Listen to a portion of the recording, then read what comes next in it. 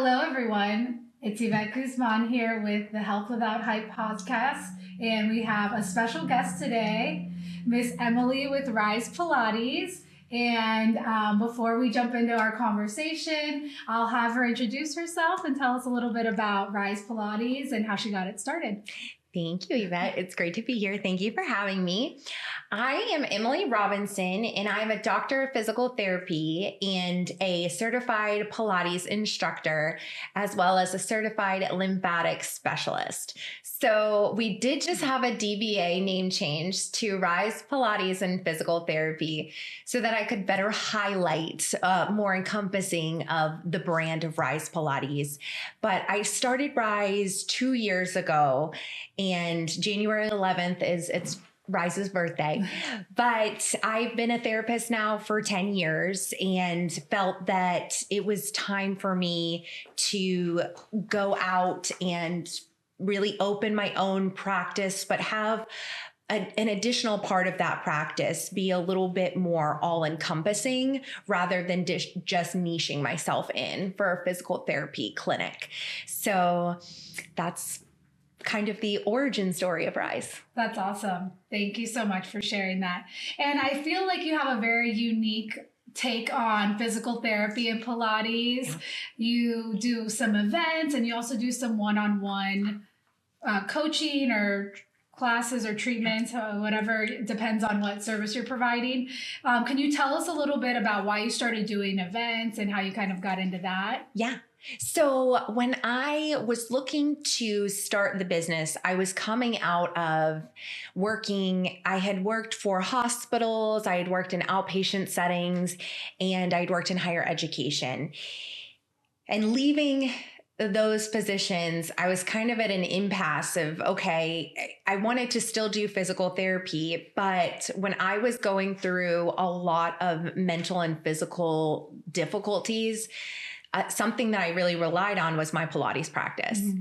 And I had used Pilates in my practice with clients and patients in the hospital and outpatient. And I just let myself get away from it and practicing it for me. And I was doing a lot for a lot of other people.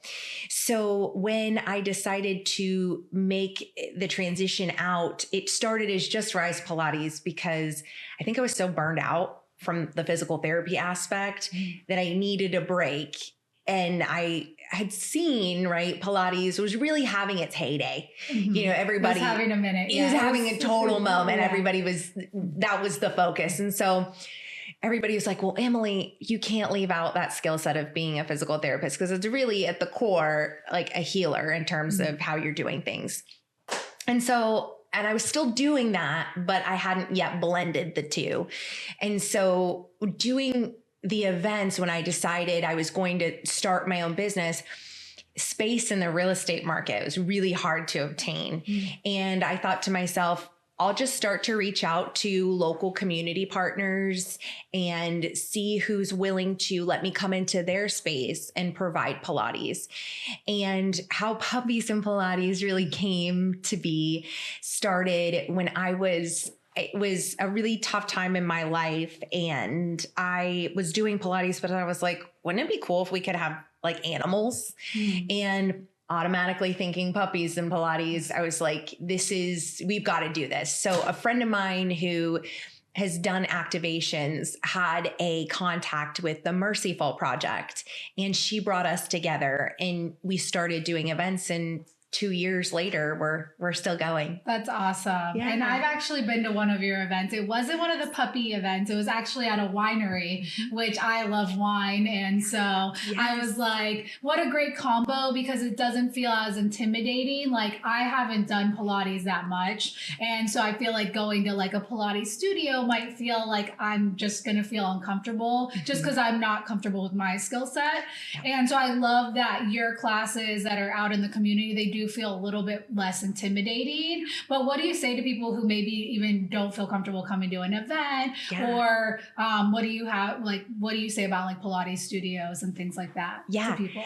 And I think what we've classically seen is, unfortunately, we know Pilates is for everybody, right? Mm-hmm. Joseph Pilates started as a rehab aid, and he formulated all of the movements to help rehab soldiers from war injuries. And so when it's kind of morphed, right?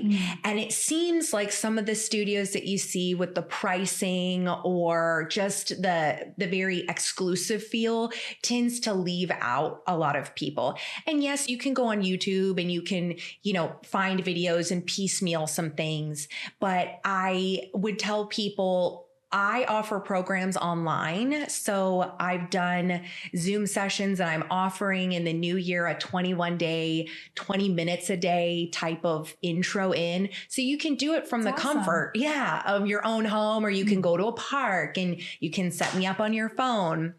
And it doesn't have to be that group feel if it's intimidating for you, but that's also nice too, because you're not trying to bring a bunch of videos together from a YouTube, right? It's there. You can go onto our Podia platform and you can click each day, and it's just 20 minutes. So it's not trying to, I didn't want it to be this super salesy pitch, right? I wanted to make it affordable and accessible for people as well. And I think that, there are people who might decide they're going to get the course, and then they also have their friends come over and do it.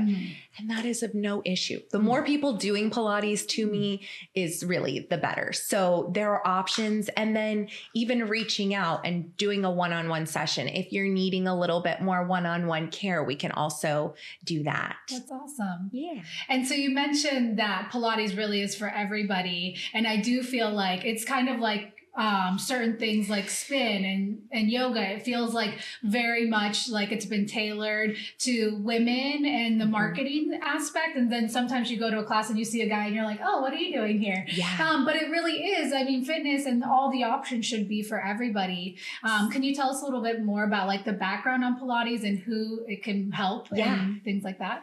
So I think, like you just mentioned, marketing, right? Is so powerful. Like, how insane is marketing too? We see a lot on our social media sites of Pilates being a lot of younger women in matching sets on reformers, or, doing very high level skilled exercises. And that's just simply not how it started.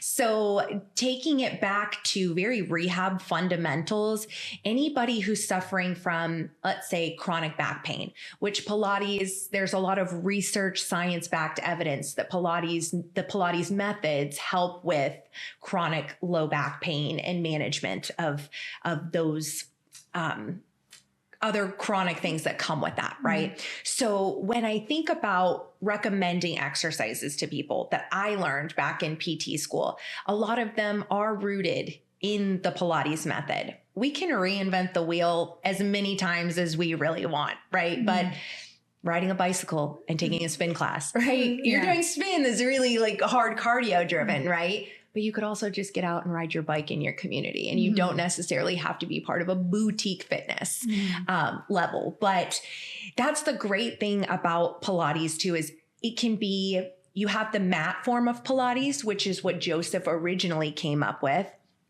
And then reformer and apparatus Pilates. So if you take a look at a standard reformer, it similarly looks like a hospital bed, which is what Joseph jerry-rigged really to help with rehab for soldiers.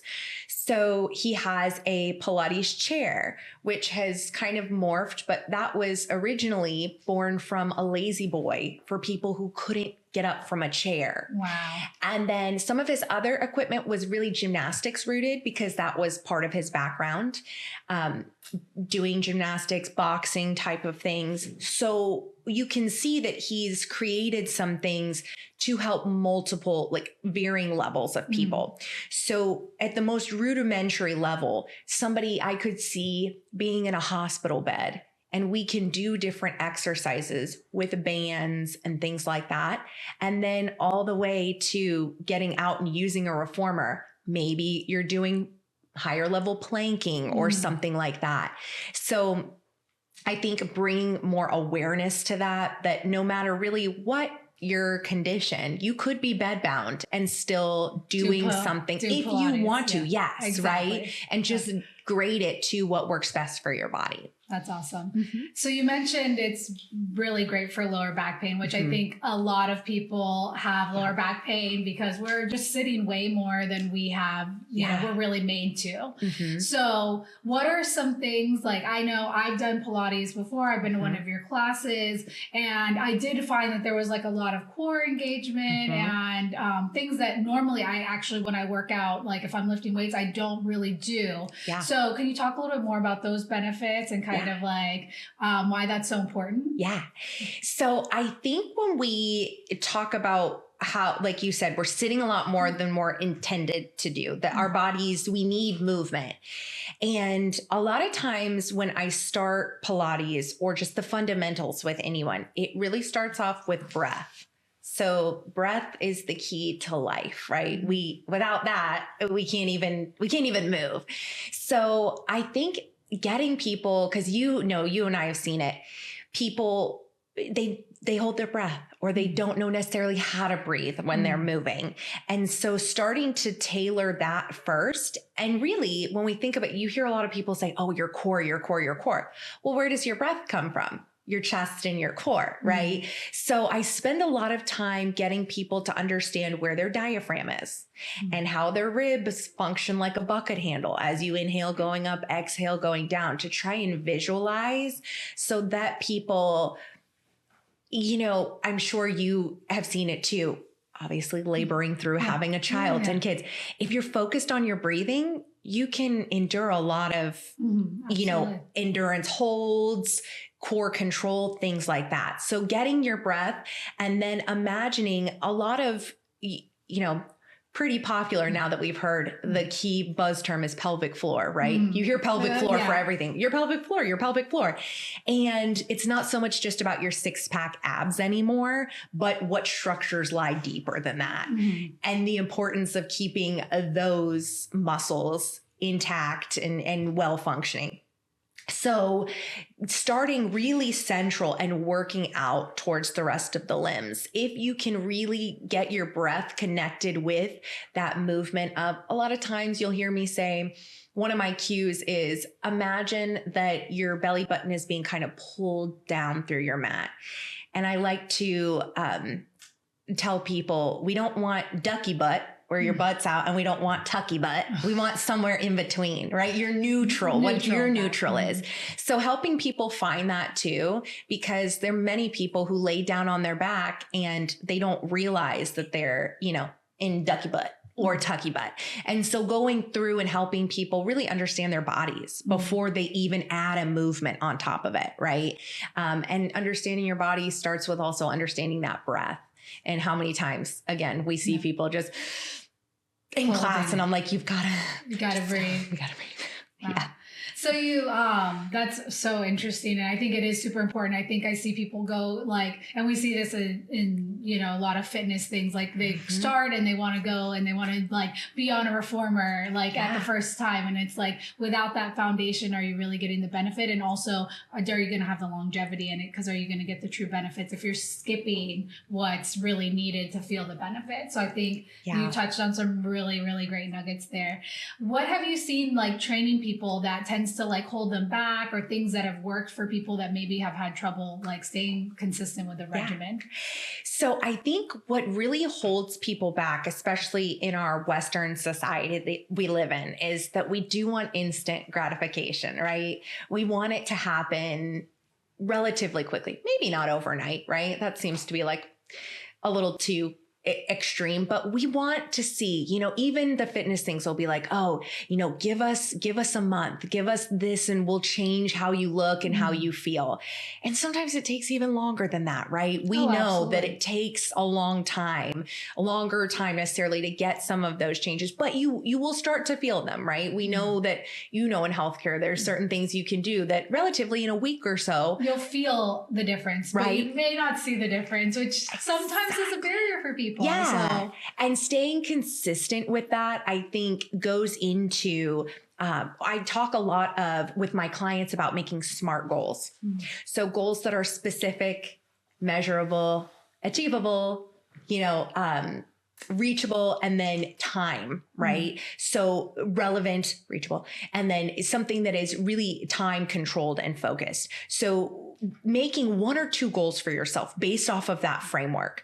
So when you think about New Year's resolutions that are coming around and new year, new me, new year, 1 or 2 new things about me, almost giving it that and giving ourselves a little bit more grace and keeping those goals really at your forefront, and then having somebody also be able to help you with accountability, right? We understand that people come to us in healthcare for many things to keep them accountable, but also improve their health, right? But maybe it's not a healthcare provider, it's your friend or your family or a support group like a Puppies and Pilates or something that can help you stay the course and be consistent, right? But there are many things we know that throw our consistency off. And also I think giving yourself time and space to understand that if you're not consistent, it's not the end of the world, right? You can not just being like all or nothing kind of mentality.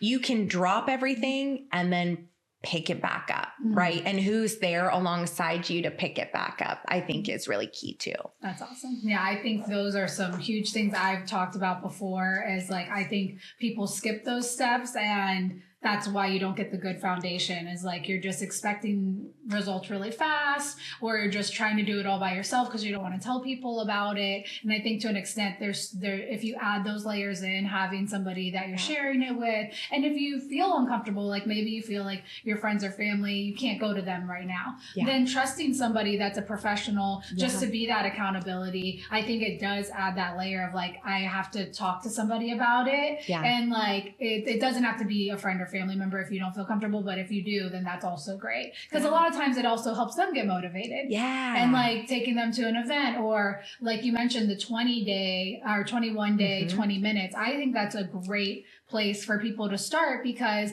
like, who doesn't have 20 minutes? You can literally probably do the videos while you're in your living room. And while you're watching TV. And even if you don't do it perfectly, and maybe you do the first video a few times, like you're going to get somewhere, instead of feeling like, oh, I didn't go to this 60-minute class. And so now I'm just going to start over next week. And it's like, well, I mean, I'm home. I can start here and just do something like, right here, right now. And I've tried to do that even like when I feel like I'm really busy, because like usually even going for like a 10-minute walk or, doing some deep breathing exercises, it can change your whole mood. And then you have more energy to maybe do some more stuff later. Oh, for sure. I mean, there's those things, like you said, just a 10-minute walk, like how often we think we don't have the time. If you can make the time and you can say like to yourself, just 10 minutes, 10 minutes. I could go to the bathroom and it could take me that long, right? So another little bathroom break of walking and the deep breathing. I mean, you understand, again, breath is life. You take a little bit of moment to rethink that importance, and it can have you go from maybe a bad, stressful day to a little bit better, right? Yeah, absolutely. So what does your fitness regimen look like these days? Tell us a little bit about what the Pilates and PT are doing for... So when being a PT, working crazy hours, a lot of people are like, what do you practice what you preach? And I really wasn't back about 5+ years ago. And I found myself in this very almost, with the pandemic and everything like that, caring for others and some family members that I was caring for, and being a new mom, I wasn't really taking care of myself and putting myself first. So when I started to do that with my Pilates practice, it was really important for me, knowing my PT background, that I didn't just do Pilates only, and that I varied things that I did. Because I will have clients and I'll work with people who are like, I want to do Pilates 7 days a week. I'm like, okay, so let's just caution, right? We know that we need some multifactorial training things to go in. So while I'm teaching, I very much show the exercises. And so I'm getting a little bit of those exercises in myself. And I do carve out at least 20 minutes. That's why the 20 minutes was really my focus. That's awesome. 20 minutes for me, I can do. 30 minutes, sometimes I'm like, it's a push. Yeah. 30 minutes can be a push, right? Yeah. So I at least take 20 minutes to give to dedicated Pilates movements. And 20 minutes a day is not the same as attending a high level Pilates structured fitness class, right? 7 days a week. So yes, while I'm doing Pilates, I'm also doing things like walking and strength training. So I do believe that the amount of strength training that we are prescribing, and you and I both understand that from meeting really in strength training, that we need to be doing more of that than we're originally doing anyway. So my schedule looks like strength training anywhere from 3 to 5 days a week, a little bit of Pilates, potentially maybe longer sessions on certain days. But it really also, being a woman, changes cycle based and things like that too. So there are some weeks I was like, it's not going to happen. So I've got to vary it up. But I really tried to get some activity, and I'm doing that every day. So I am incredibly fortunate, I realized, to be able to do that. No, that's amazing. Yeah. And I think it's easy to get into either a habit of not doing things, because I've totally been in that. I mean, we were both working in the hospital during COVID. So I remember being like, so just one lane, work, sleep, eat, and like, you know, we weren't really interacting with people. Do it again the next day. Yes. And then it's also, it was like, you can also just make the choice that you're going to start moving a little bit more. And it doesn't have to be like, oh, it's going to be perfect, but like, I'm going to start moving a little bit more every day or something like that. And I remember I used to go outside of the hospital because it was like, I was going into the, you know how it is when you work in the hospital, you go in and it's dark and you leave and it's dark. So I was started, because I was literally feeling like I'm just not moving and I'm always in here, and I could feel my own like physical health going down. And I was like, I'm just going to, on my lunch break, I'm going to just go outside there. You could walk outside and just walk around in the parking lot, wherever. And I ended up finding areas around the hospital I didn't even know existed that I could walk to. But I think it just makes, it's that simple choice. And like some days I was like, oh, I don't really want to go for a walk, or I can't leave my office, I'm too busy. And I would still just go, and it always made such a big impact on my day, like having that little break and like having some sunlight. And I think that it became like a habit, but because I just kept making the choice even when I didn't want to.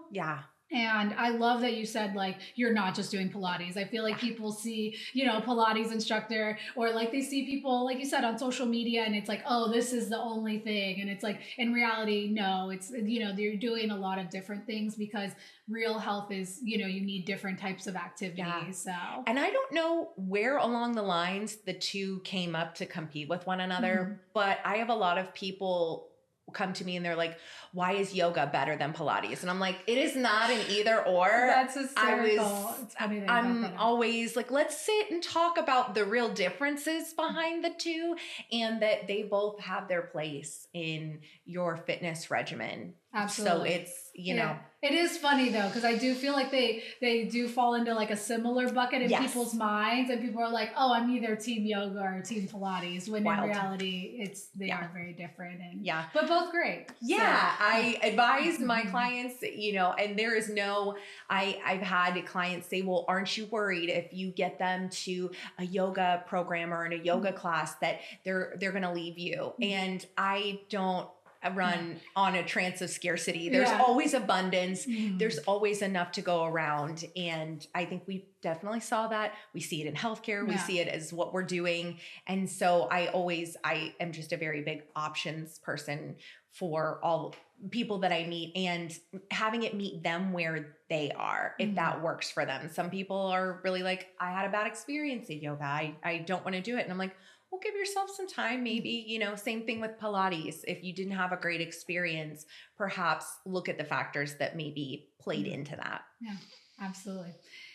So looking at, you know, making goals and things like that, what are you, your goals for, you know, the next year? Yeah. So in 2026, sitting and thinking, I know we had talked about before, and I'd even mentioned when I first, even sought you out for mentorship with my business. You're like, Emilie, once that foot is on the gas, it's going to go. And sitting and making those smart goals for myself and the business has been really integral, and goals in my life that don't necessarily pertain to the business. So one of my goals is really, working a little bit different in my work-life balance, taking some things off of my plate.